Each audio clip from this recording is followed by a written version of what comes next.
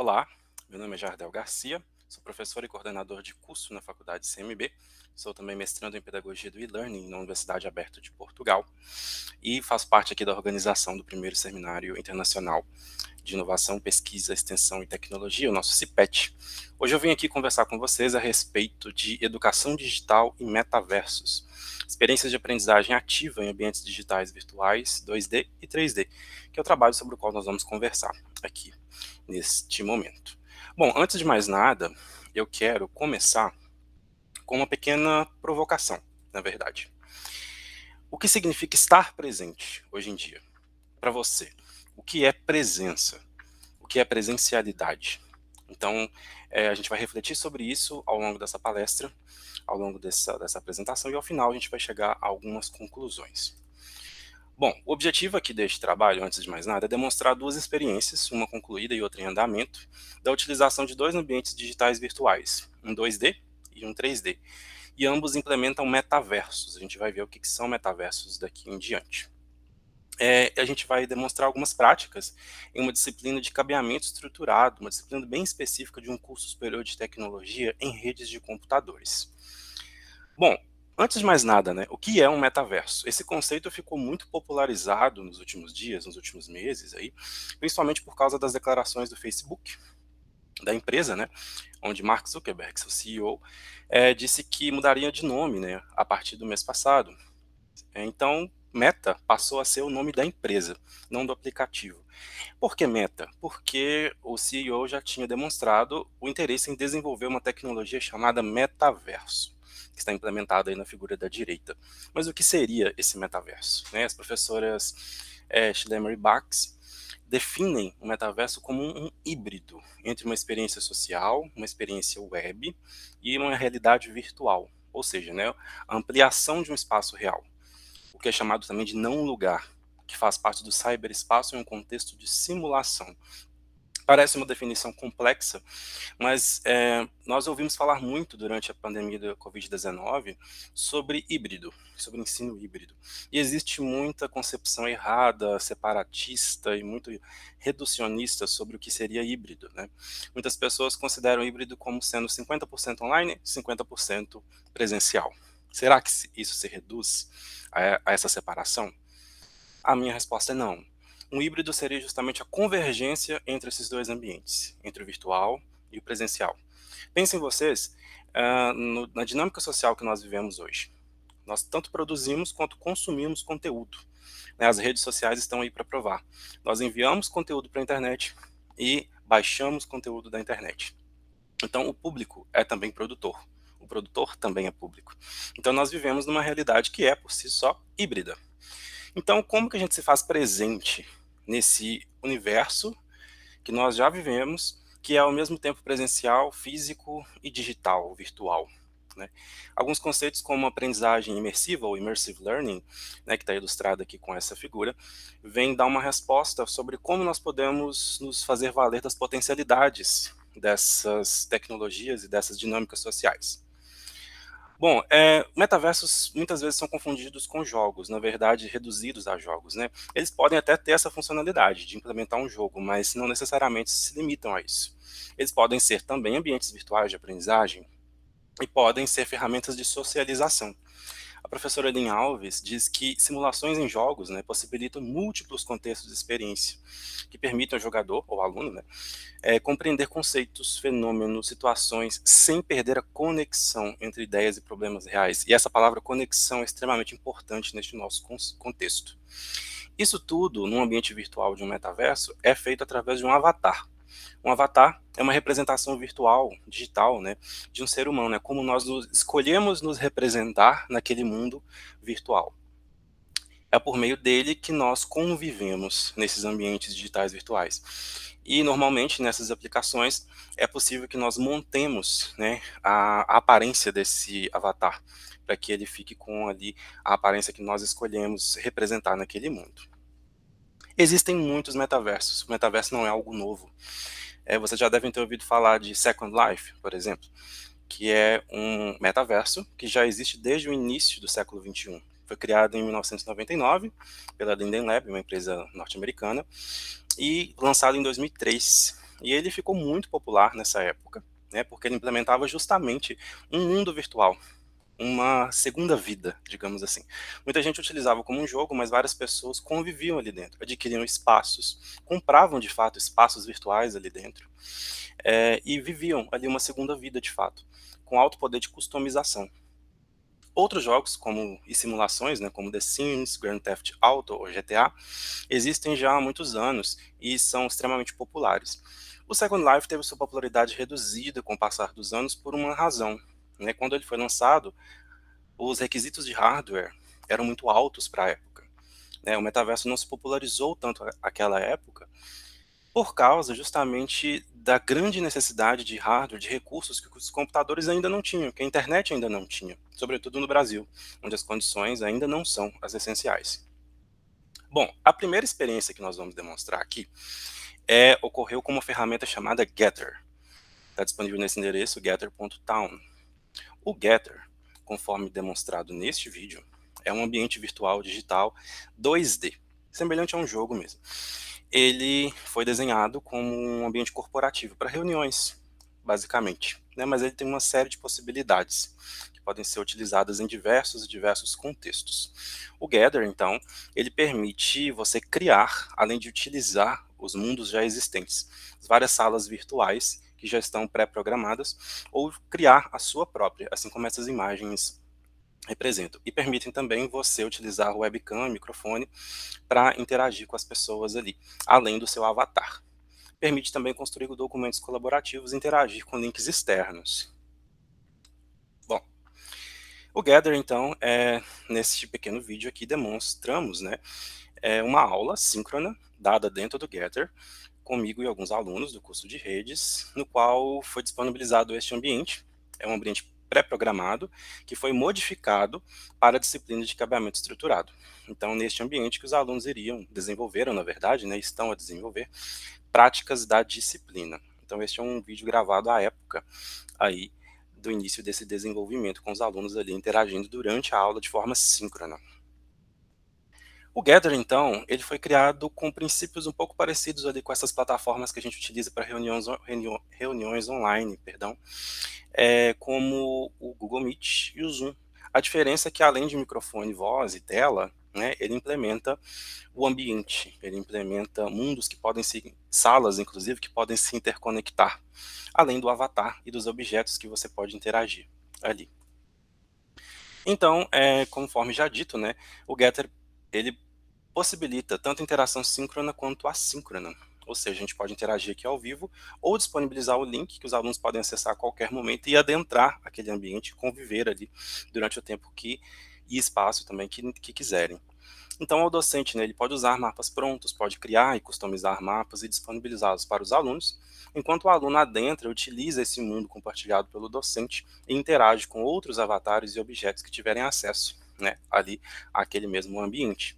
A primeira atividade, então, dessa turma consistiu em algumas etapas, né? A criação do próprio ambiente, né, um ambiente privado, protegido por senha, e os alunos, então, deveriam fazer o quê? Projetar uma rede física, uma rede de computadores com cabos, equipamentos, periféricos a serem implementados nesse ambiente. Por que foi pensada essa atividade? Por ser uma disciplina extremamente prática, mas nós estarmos num contexto de ensino remoto emergencial em função da pandemia. Então, os alunos não poderiam ir a algum local, praticar e montar essa rede e testar e tudo. Então, como transpor isso para uma aula virtual? Através de um ambiente virtual digital. Para isso foi feita uma aula síncrona explicando tudo isso para eles, né, depois da disponibilização para acesso assíncrono, e eles teriam aí 4 semanas para executar essa operação. Esse metaverso Getter, então, possibilitou uma atividade como essa, que não seria possível sem nenhuma tal ferramenta neste contexto de pandemia. Então foi disponibilizado esse ambiente, né, explicando que ele possui um painel lateral com as pessoas, os avatares ali reunidos, né, possui elementos interativos, como um quadro branco, nesse caso ali que os alunos poderiam construir colaborativamente um documento. Então, assim que o avatar chegasse perto ali do número 2, ele poderia interagir com aquele quadro branco e adicionar texto. Os avatares, então, podem se interagir uns com os outros e com o ambiente, né, e poderiam também as pessoas usar câmera e microfone. Os alunos, então, deveriam montar esse cabeamento de rede, né, e observar as características desse ambiente ali, daquelas salas, que influenciam nesse projeto, como os aparelhos, a umidade, a temperatura, as paredes, que podem influenciar muito na escolha dos equipamentos e tecnologias que vão compor um projeto de rede de computadores. Como resultados, né, os alunos desenvolveram esse projeto, desenharam em cima, utilizaram o ambiente como planta e construíram um relatório, mobilizando diferentes competências. Eles se organizaram em pequenos grupos e visitaram o ambiente com certa frequência, de tempos em tempos, para discutir lá dentro, né, o que fariam, numa perspectiva de uma aprendizagem bem colaborativa mesmo, de coautoria, onde eles desenvolveram um projeto físico, como esse que está demonstrado na figura, mais um relatório com todas as normas técnicas aprendidas na disciplina. E eles concluíram esse projeto discutindo as aprendizagens, né, dos tópicos anteriores, deram seus depoimentos durante uma nova sessão síncrona e foi marcada uma nova sessão para discutir esses resultados. Nesses resultados, mostrou-se, né, a apuração e a assertividade com que fizeram esse projeto e que serviria de base para o próximo projeto, que é a nossa experiência número 2, que ocorreu dessa vez num ambiente virtual digital 3D chamado Second Life. O Second Life, conforme já explicado, né, e demonstrado aqui visualmente através deste vídeo institucional que está na página oficial da plataforma, é esse ambiente virtual digital 3D, esse mundo digital virtual que existe desde 2003 aqui. Então, conforme já foi explicado, a principal diferença dele para o Getter é que ao invés de 2D, ele é 3D, né, ele possui aí mais o eixo de profundidade.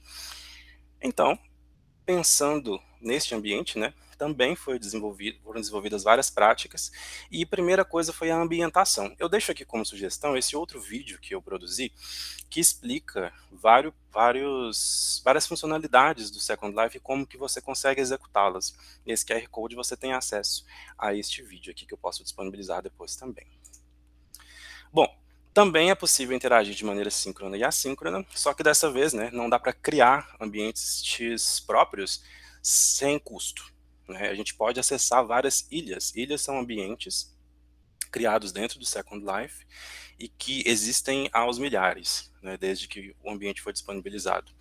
Então, o docente ele tem esse papel de explorar e selecionar essas ilhas, pode adquirir itens, mas isso tem custo, né? E orientar os alunos enquanto o discente adentra esse mundo orientado pelo docente e interage com outros avatares e objetos. É importante salientar que existem, como é um mundo aberto, né, existem ilhas de conteúdo adulto, então não é indicado para crianças nesse caso, né, então é muito importante a orientação do docente neste momento. Foi selecionada uma ilha específica chamada de Book Island. É uma ilha na qual o principal tema são livros, né, são livrarias, é uma grande praça que está sendo demonstrada ali naquele vídeo, para a qual os alunos deveriam explorá-la, entendê-la, saber a sua dinâmica, o que, que pessoas fariam ali e projetar um grande cabeamento de rede, uma grande estrutura para todos esses estabelecimentos que estão sendo mostrados ali, com um centro de dados ali onde estariam os servidores, equipamentos maiores, e distribuir essa rede por todo esse local e explicar como que ela vai funcionar através de um projeto formal. Ou seja, o mesmo projeto feito no Getter, só que agora ampliado, com os conhecimentos que eles tiveram da experiência anterior. Basicamente é essa a atividade, né? É importante salientar que a ilha é de acesso aberto, então precisa de orientação e de trabalho colaborativo mesmo. Então, eles projetariam toda essa rede física, com todos os cabos, periféricos e equipamentos, e simulando de novo essa prática que seria difícil nesse momento fazer no ambiente virtual, no ambiente real, perdão. Então, eles fizeram todas essas práticas que normalmente acontecem no ambiente presencial, no ambiente físico, no ambiente virtual. E também nesse período de 4 semanas para a sua execução. Como resultados, né, eles percebem que acessar esses ambientes não seria possível num mundo físico. Por exemplo, eles dificilmente projetariam um cabeamento de rede nesse período de faculdade para um ambiente tão grande no mundo físico. Então, essa já é uma percepção que estão tendo durante a execução deste trabalho. E o Second Life permite, né, uma visualização em profundidade, em 3D, o que dá mais realismo para a experiência. E o fato de o avatar ser mais elaborado dá mais identificação com a pessoa, né? Então eles conseguem colaborar entre si até pela própria identificação que sentem uns com os outros, a sua percepção do outro dentro do metaverso. Então, a experiência no Getter foi muito ampliada com essa utilização de um mundo digital virtual 3D, que é o Second Life. Como conclusões, né, as principais diferenças entre o mundo digital virtual 2D, como o Getter, e o mundo digital virtual 3D, como o Second Life, é justamente o conceito da imersão. O quão é possível estar mais imerso num contexto 3D pela profundidade, pela identificação com o avatar e com os ambientes, a emulação do ambiente real. Mas a pergunta que eu deixo também é: o que ou quem que compõe o metaverso? São as pessoas, são os indivíduos, né? E não adianta pensar uma nova tecnologia se as pessoas não terão acesso a essa tecnologia. Assim como o Instagram, quando começou, né, hoje tão popular, no início só era possível acessá-lo através do iPhone. Então, que democratização é essa? Então, as empresas que estão nessa corrida pelo desenvolvimento do metaverso e os governos, né, precisam muito pensar as políticas públicas de acesso a esses ambientes, para que ele não seja desigual e não exclua as pessoas, assim como outras tecnologias comumente fazem. Então, pensar o metaverso é pensar quem o compõe, as pessoas. Então, o mundo digital virtual é um vetor de inteligência e criação coletiva, conforme já diria Pierre Levy. Então, a colaboração, as pessoas, a atuação humana é a matéria-prima do metaverso. Então, a gente ressignifica, sim, o conceito de presencialidade, né? É muito importante promover uma construção colaborativa nesses ambientes, e é importante entender que eles não se opõem aos ambientes físicos, né? Mas muito pelo contrário, eles devem coexistir, criar novas possibilidades. E nessas possibilidades são possíveis, né? Aprendizagens informais, não formais, um espírito de comunidade, de colaboratividade, que são os pilares da própria educação e do e-learning. Voltando, então, né, ao nosso conceito inicial, o que é a presença? Só é possível estar presente no mundo físico? Será que o aluno, por exemplo, no contexto educacional, só de ele estar fisicamente posicionado numa sala de aula, ele está presente? Será que uma pessoa está sempre presente só de estar fisicamente posicionado em um local? Fica o questionamento. Na minha opinião, existem muitas formas de estar presente, e alguém que esteja presente de maneira virtual pode muito bem, sim, estar presente em um local. Deixo aqui alguma lista de algumas referências utilizadas para esse trabalho e agradeço muito a oportunidade de estar aqui com vocês discutindo um pouco do meu trabalho. Então, tenham todos um ótimo evento, um ótimo CIPET. Até mais.